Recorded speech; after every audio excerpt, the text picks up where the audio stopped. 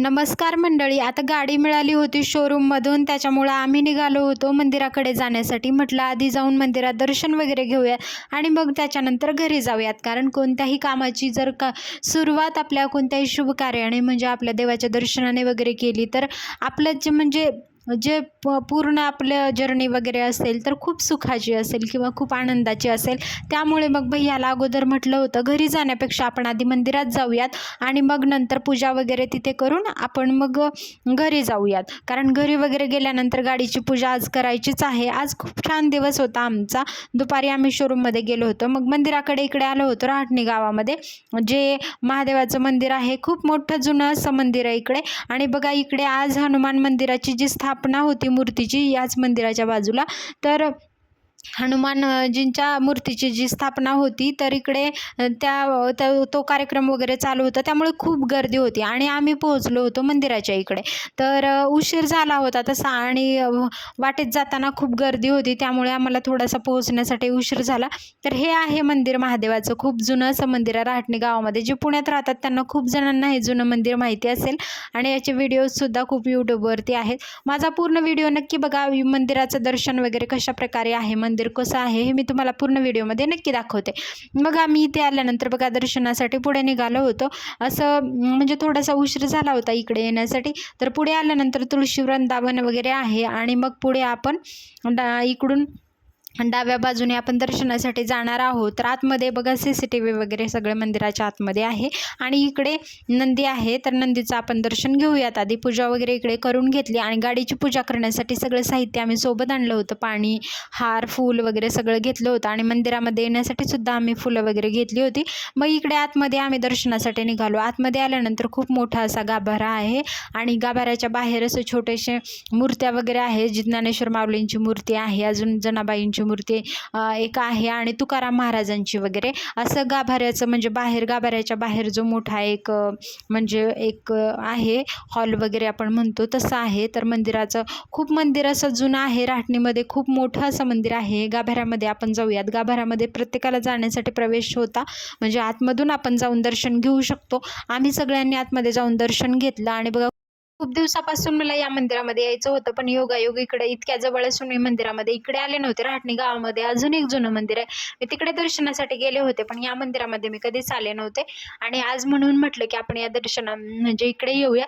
खूप छान वाटलं. आतमध्ये आल्यानंतर खूप प्रसन्न असं वाटत होतं आणि सगळ्यांनी आम्ही दर्शन घेतलं. खूप सुंदर असं दर्शन झालं, कारण दर्शनासाठी आज एवढी गर्दीसुद्धा नव्हती आणि आजचा दिवस ना खूप छान झाला. म्हणूनच म्हटलं की आपण आधी मंदिरामध्ये दर्शनासाठी येऊयात. गाभाऱ्यामध्ये बघा अशा प्रकारे एवढा मोठी अशी जागा होती.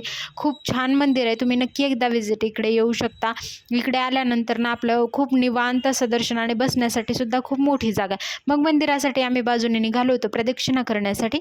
प्रदक्षिणासाठी आम्ही निघाल्यानंतर बघा बाजूला असं मोठीशी जागा आहे. इकडे मंदिरामध्ये जेव्हा कार्यक्रम वगैरे असतात तर खूप मोठी अशी बसण्यासाठी वगैरे जागा आहे. तर आल्यानंतर इकडे मंदिराचा परिसर ना असं प्रसन्न वातावरण वाटत होतं. थांबायचं होतं, पण घरीसुद्धा जाऊन अजून पूजा वगैरे करायची होती. अशा प्रकारे मंदिराचा परिसर आहे. खूप शांत आणि प्रसन्न वातावरण वाटतं. भलेही म्हणजे रोड आहे बाजूलाच आणि वाहनांची गर्दी होती, पण मंदिरामध्ये आल्यानंतर एक आपलं सुख असतं ना आणि मनाला जे समाधान असतं ते कुठेच नाही मिळत. त्यामुळे सुट्टीच्या दिवशी मी भरपूर प्रयत्न करते की मला जेव्हा जेव्हा मंदिरात जाता येईल ना तेव्हा जाण्याचा प्रयत्न करते. खूप छान वाटलं. दर्शन वगैरे झालं. नारळ वगैरे बाहेर आम्हाला आता फोडायचा होता आणि गाडीची पूजासुद्धा करायची होती, म्हणून भैयाने बघा इथे समोर गाडी आणली होती आणि मग आम्ही म्हटलं की पहिल्यांदा गाडीची पूजा जी करायची आहे मंदिरामध्ये करूयात. हार वगैरे आम्ही शोरूममध्येच घातला होता आणि तिथे थोडीशी पूजा केली. नारळ वगैरे फोडून घेतला आणि बघा श्रेयसने अशा प्रकारे नारळ वगैरे फोडला होता. खूप सुंदर वाटलं, प्रसन्न वाटलं आणि मंदिराच्या समोराची ही पूजा आमची संपन्न झाली होती. आणि कारण इकडे आम्हाला येण्याचं कारणच असं होतं की म्हटलं खूप दिवसानंतर पण यायचं आहे आणि आजचा एवढा चांगला दिवस आहे, तर आपण इकडे येऊन दर्शन घेऊयात आणि मगच घरी जाऊयात, म्हणून आम्ही इकडे आलो होतो. आणि आज ना म्हणजे भैयाचं जे स्वप्न होतं ते पूर्ण झालं होतं आणि त्यासोबत माझंही.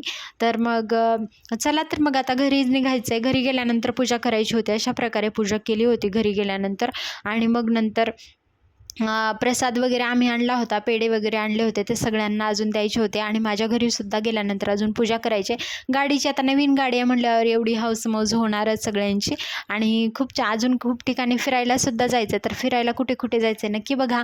आणि थोडे दिवस आता नंतर मग भैया गावाला जाणार आहे, त्यामुळे मग पुण्यात असतानाच फिरून घेऊया त्या गाडीवरती वगैरे. कारण बुलेटने माझा प्रवास पहिल्यांदाच असणार आहे, खूप छान वाटणार आहे आणि क्लिनिकलासुद्धा जाताना भैया मला सोडेल.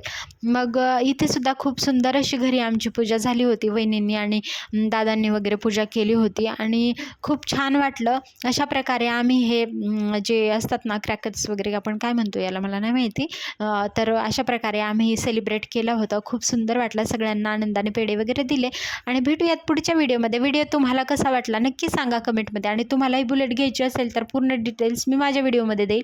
नक्की बघा आणि व्हिडिओ कसा वाटला सांगा. चॅनलला नक्की सबस्क्राईब करा. भेटूयात पुढच्या व्हिडिओमध्ये. धन्यवाद.